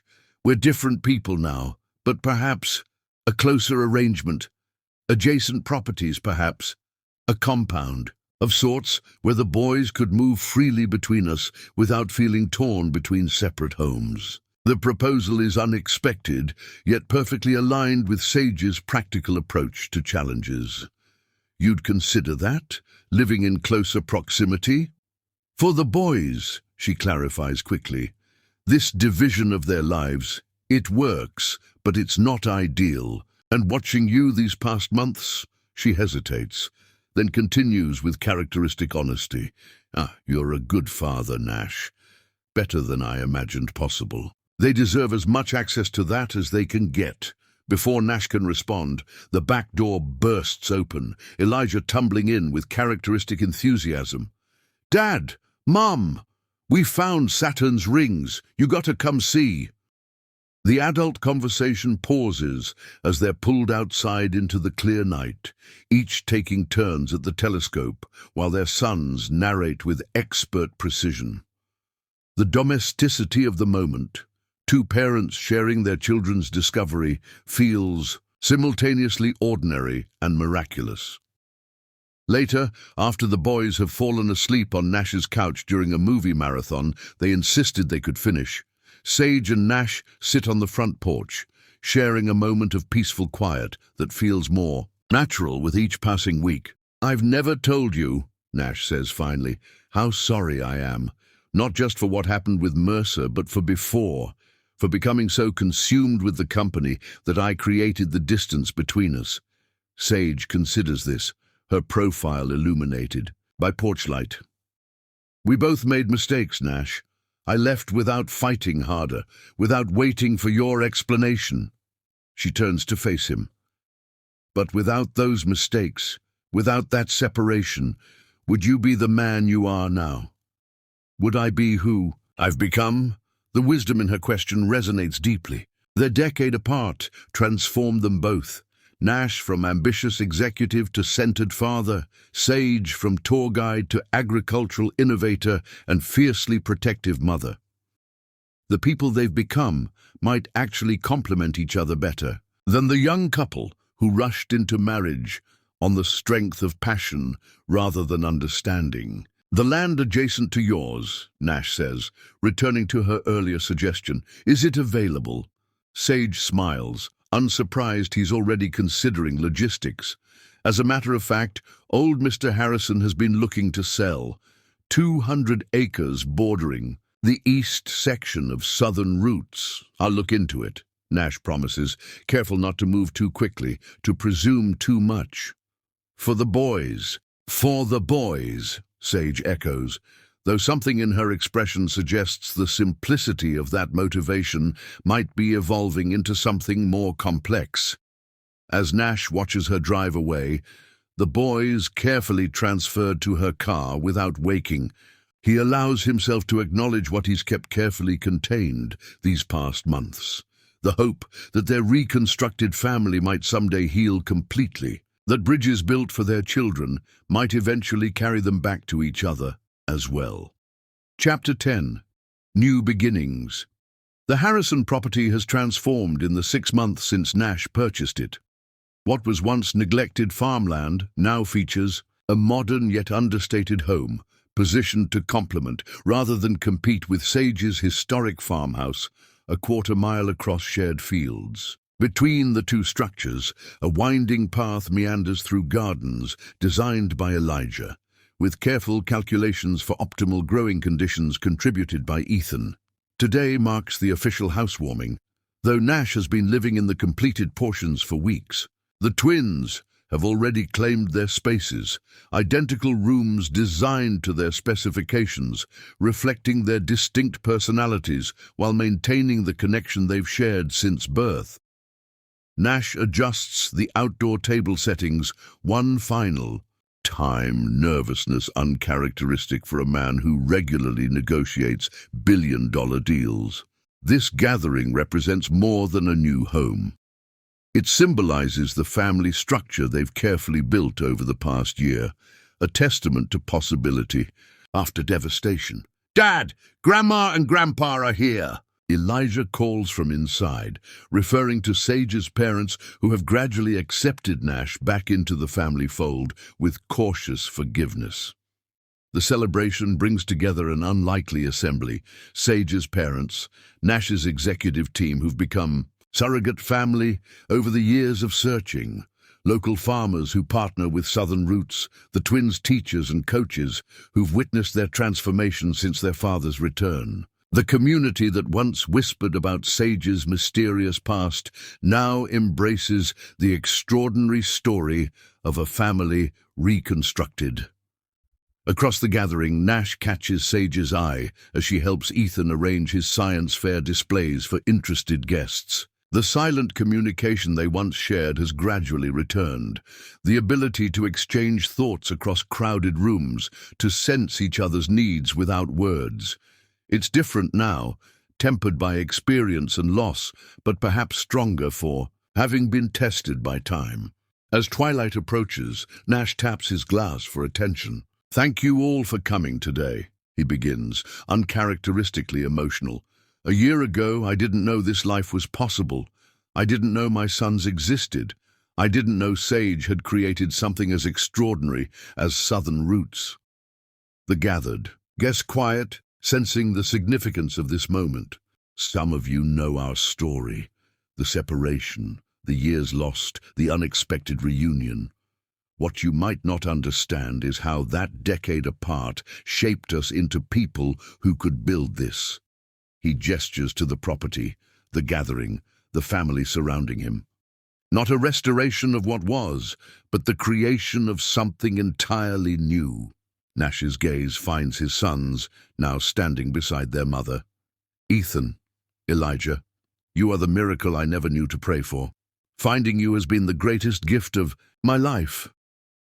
The boys squirm slightly under the public attention, though their matching smiles reveal their pleasure at their father's words. And Sage, Nash continues, his voice softening as he addresses the woman who has moved from estranged wife to co-parent to something not yet defined, but filled with possibility. Your strength created this family. Your courage protected our sons, your wisdom guided our reunion. There aren't enough words to express my gratitude. Sage's eyes glisten in the gathering dusk, the carefully maintained emotional walls constructed over years of single parenthood showing rare cracks. As the party continues into evening, guests gradually depart until only the core family remains. Sage, Nash and the twins sprawled on the patio furniture beneath string lights that Elijah insisted were essential for proper ambience.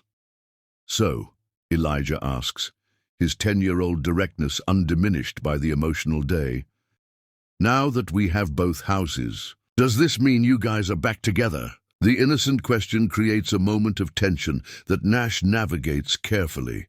What your mother and I have now is a different kind of relationship, focused on being the best parents we can be for you both. Ethan, ever observant, presses further. But you still love her. We see how you look at her. Sage intervenes, saving Nash from the impossible position of either lying to his sons or pressuring her with truth. Your father and I will always care deeply about each other. We created you two, after all, the most important accomplishment of our lives. Later, after the boys have retired to their new rooms, Sage and Nash sit alone on the patio. The evening breeze, carrying the scent of the gardens Elijah designed between their properties. They're perceptive, Sage observes, a small smile playing at her lips. They're your sons, Nash replies simply. Observant, intelligent, unwilling to accept evasive answers. Sage laughs softly. They're your sons too, persistent and strategic, especially Ethan. He's been orchestrating situations to leave us alone together for weeks now. The observation hangs between them, acknowledgement of the unspoken current that has gradually strengthened despite their careful focus on co-parenting. The attraction and connection that once drew them together has never fully disappeared, merely transformed and matured through separation and reunion. Sage, Nash begins carefully, I've respected your boundaries this past year, focused on being a father first, on proving myself trustworthy, but I think we'd be dishonest with ourselves and eventually with the boys if we didn't acknowledge what's happening. She meets his gaze steadily, neither encouraging nor discouraging his words. And what is happening, Nash? We're building something. Here, that's more than parallel parenting, more than friendly cooperation. He gestures to the connected properties, the shared spaces, the life they've begun to intertwine. I'm not suggesting we simply pick up where we left off 10 years ago. We're different people now, but perhaps those different people might fit together better than the ones who parted, Sage finishes, her insight catching him by surprise. Hope rises in Nash's expression. You've felt it too. Sage nods slowly. I've spent a decade defining myself as a single mother, an independent businesswoman. I built walls to protect myself, to protect the boys. Those walls served their purpose, she pauses, gathering thoughts. But watching you this past year, the father you've become, the man you've grown into, I've begun to wonder what might be possible without those walls. What are you saying, Sage? Nash asks, hardly daring to hope for what her words might imply. I'm saying, she continues deliberately, that perhaps it's time for a proper first date, for the people we are now, not the people we were then. The invitation, simple as it is, represents a monumental shift, acknowledgement that their relationship might evolve beyond the careful co-parenting arrangement they've established.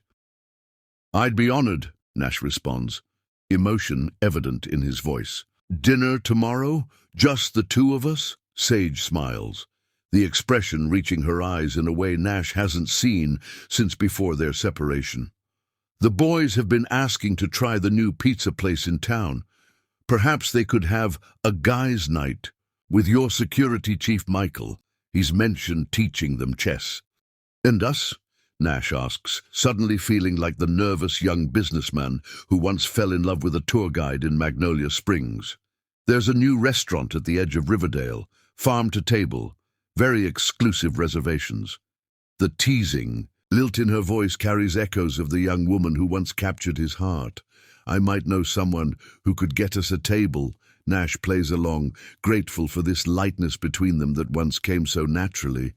As Sage rises to leave, to return to her farmhouse across the connecting path, she pauses beside Nash's chair. With deliberate gentleness, she places her hand on his shoulder, the first unsolicited touch she's initiated since their reunion.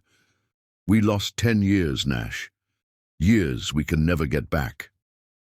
Her voice carries not accusation, but acceptance. But perhaps those years apart were necessary, painful but essential preparation for the life we might build now. The wisdom in her words resonates deeply. Their decade apart reshaped them in ways neither could have predicted, forcing growth through pain, strength through necessity. The people standing on opposite sides of this reunion are more compatible than the young couple who rushed into marriage on passion alone. "A second chance," Nash murmurs, covering her hand with his own. "Not to recreate what was lost, but to build something new." "Exactly." Sage squeezes his shoulder gently before withdrawing. "I'll see you tomorrow evening, 7 o'clock. As Nash watches her walk the illuminated path toward her farmhouse, silhouetted against the Alabama night sky, he feels a sense of completion that has eluded him even through the joy of discovering his sons. The circle that broke a decade ago hasn't simply closed. It has expanded, evolved, transformed into something stronger and more resilient than before. From the upper window of the new house, Ethan and Elijah observe their parents' interaction, twin conspirators in a mission they believe entirely their own invention. "See," Elijah whispers triumphantly, "I told you the dinner suggestion would work." Ethan, ever practical, tempers his brother's enthusiasm. "It's just one date, Eli. Don't start planning a wedding." "But you saw how they looked at each other," Elijah insists. "That's how people look in movies when they're still in love." "Maybe," Ethan concedes, analytical mind running probabilities. "But they're different now. Dad says that's important to remember." "Different, but better," Elijah declares, with the unshakable optimism that defines him. "Just like our two houses are better than one, but best when connected." As the boys retire to their beds, satisfied with the progress of their parental reconciliation project, Nash remains on the patio, contemplating the extraordinary journey from loss to rediscovery.